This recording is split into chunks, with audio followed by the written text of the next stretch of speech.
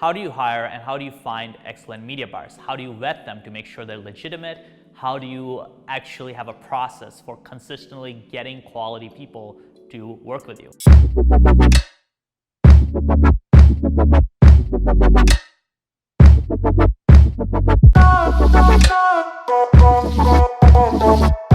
Now, this video is for you if you're an agency and you need to hire media buyers or hire contractors, if you are an e-com store, you sell courses, or even if you're a freelancer that just needs some help fulfilling for your clients.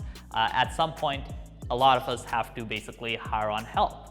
And I want to talk about our process for hiring excellent media buyers. We have some really great media buyers that perform extremely well for our clients. And we found there's ultimately a formula for it and there's a process for it. And I'm going to share that process.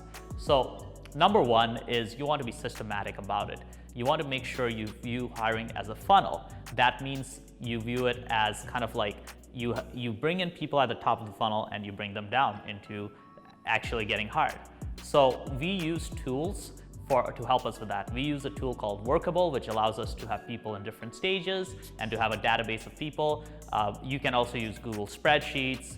There are many different ways to use tools to hire people.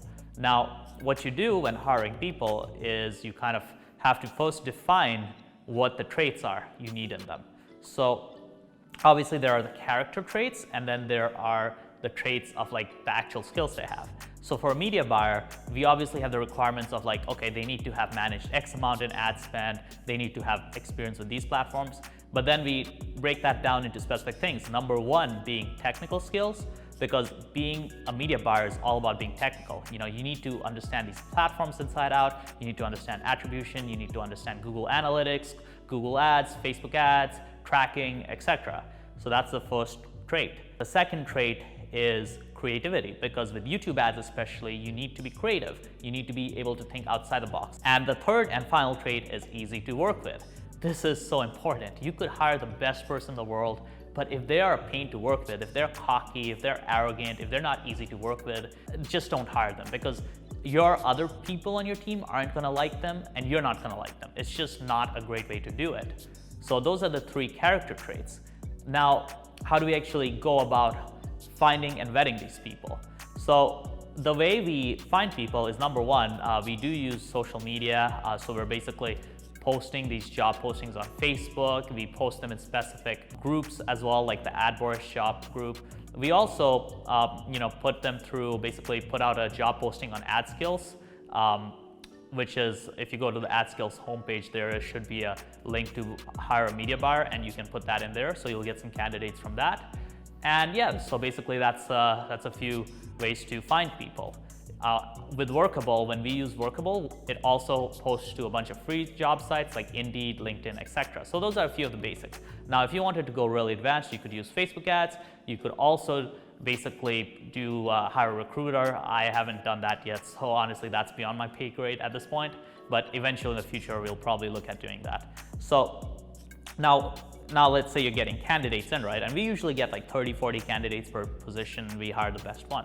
So how do you actually filter people out? So we have a 4-stage hiring process. Stage number one is basically we just have a application form that they fill out. And if they make that, they go on an interview where we ask them about, okay, what's your experience? What do you want to be doing? What kind of clients have you worked with? What kind of role are you looking for, and what is your compensation expectation? How much do you want to be paid, whether it be as freelancer or whatever. Just figure out that. And that's just to get a feel for them, get their experience, etc. And at that point, you'll probably disqualify 40%, 50% of people because they're just not experienced enough, or their compensation expectations are too high, or etc.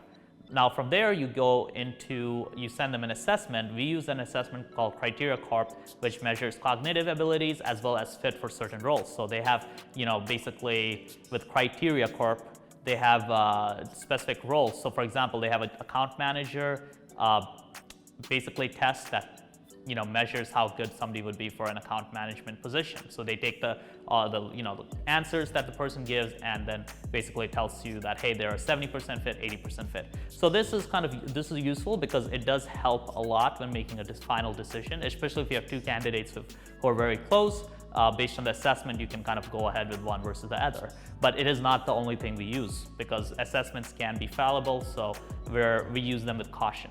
Now, after that point, we basically go into the final interview. Now, this is a technical assessment, and it's also a case study. So what we do is we screen share with them.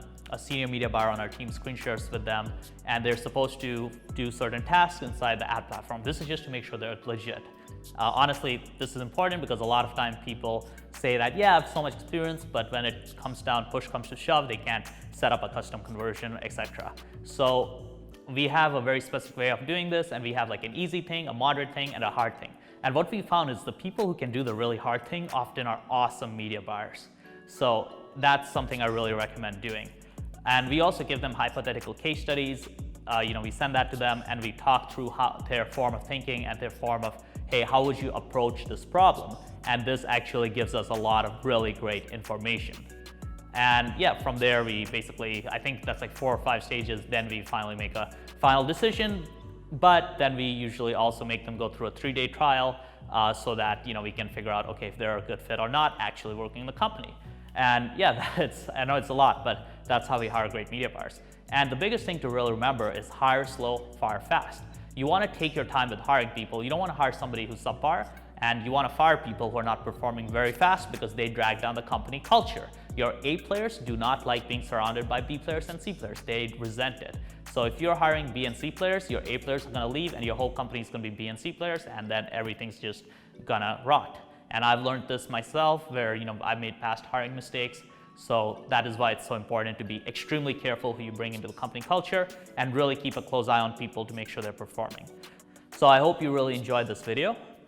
If this was useful, I would love it if you would drop a comment or a like below. And also, if you are a freelancer or an agency, reach out to me, either comment below or reach out to me on my Facebook profile, because I got something special for you that relates to actually taking your agency, adding YouTube ad services in there, and then scaling that. So that's kind of like, I'm giving you a sneak preview of that with this hiring talk. With our feet on the ground, and we will talk with our head in the clouds, and we will walk with our feet on